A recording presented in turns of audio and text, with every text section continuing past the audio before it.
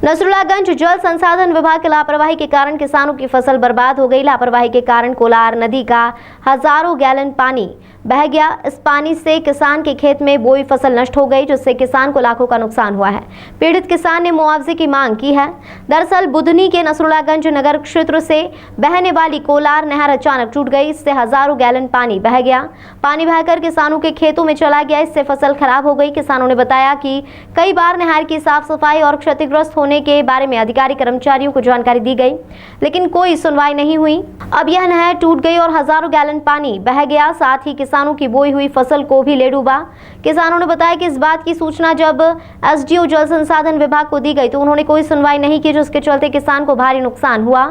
SDO जल संसाधन विभाग अधिक समय कार्यालय में उपस्थित भी नहीं रहते हैं, अपने निवास भोपाल से ही सब संचालित करते हैं। नसरुल्लागंज एसडीएम दिनेश सिंह तोमर ने जानकारी देते हुए बताया कि मेरे द्वारा मौके पर पहुंचकर देखा गया, नहर को बंद कराया गया और किसानों के नुकसान की भरपाई की जाएगी। क्या मामला है, ये पूरा क्या मसला है? ये जो नहर फूटी है, ये लापरवाही नहर विभाग की है, अधिकारियों की लापरवाही है इसमें। इसको पहले हमने सचेत भी कर दिया था कि सफाई जब हो रही थी कि इसमें सफाई नहीं हो रही, सारा कचरा कूड़ा जा करके नहीं नहर की शटरों में रुकेगा, नहर फूटेगी, हमारा ही नुकसान है, शासन का नुकसान है। आखिर कोई ने परवाह नहीं की। कल की तारीख में, कल 11 तारीख थी, दिन शुक्रवार था। कल हमने शाम के टाइम पे एसडीएम साहब को फ़ोन किया कि भाई ये नहर वो खतरे के हिसाब से बह रही है, ये नहर फूट सकती है, फूट जाएगी कुछ ही पलों में, समय में। और वो आखिर उन्होंने कोई फ़ोन नहीं उठाया कि आ रहे हैं, हम आ रहे हैं। आप जाके सुबह भी 6 बजे फ़ोन लगाया तो 11 बजे वो लोग आए। अब हमारी फसलों का नुकसान हो गया, सब बोया हुआ खेत बह गया, मिट्टी बह गई, फूट गया। इतनी बाढ़ में भी कभी नहीं होता ऐसा नुकसान जितना ये नुकसान अभी हुआ हमारा। इसमें कितना महंगा खाद खाद उपलब्ध नहीं हो रहा। कैसे हमने खाद उपलब्ध कराया, बीज लाए, बोया। अब उसके बाद में ये ज़मीन मैंने लेबलिंग कराई थी, इसमें 30,000 रुपये का खर्चा आया था। इसको ब्लेड से बराबर करा था, इसको हल्का सा खेत का रेला था, इसको बराबर करा था मैंने। और उसके बाद 4 डंपर मिट्टी मैंने 2,500 डंपर में डलवाई थी, यानी 30-40 हज़ार रुपये लगाया था, पूरा खेत खोद डाला हमारा। सरकार किसानों की ज़िंदगी के साथ, किसानों की खेती के साथ खिलवाड़ करने वाली सरकार है। यह किसानों की लाशों पर राजनीति कर रही है। हालांकि आप देख सकते हैं मेरे खेत में फसलें पूरी बह गई है, ये नहर फूट गई, जबकि कोलार परियोजना में व्यापक पैमाने पर मेंटेनेंस के नाम पर, सफाई के नाम पर पैसा आता है। लेकिन कोलार जैसी बड़ी परियोजना में बिना नहर कचरा साफ किए हुए, आप देख सकते हैं, बिना कचरा साफ किए हुए नहर छोड़ दी गई।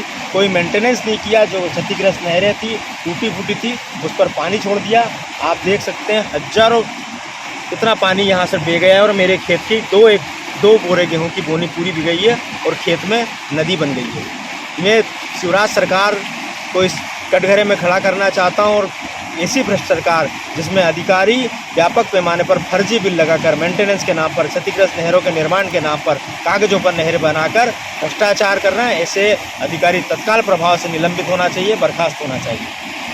वो साफ सफाई नहीं करवाई गई और जो क्षति थी उसकी भी पूर्ति नहीं करवाई गई। उसके बाद चालू कर दी गई और कल रात को जिस प्रकार टूट गई और किसानों का काफ़ी नुकसान हो गया। फसल बोई हुई थी जिसमें तो पानी निकल गया।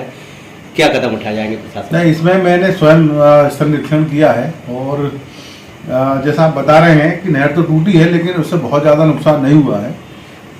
वो जो नहर जहाँ से टूटी है वो नाले, वहाँ पे प्राकृतिक नाला था, उससे पानी निकल रहा है और वो अब बंद भी हो गया।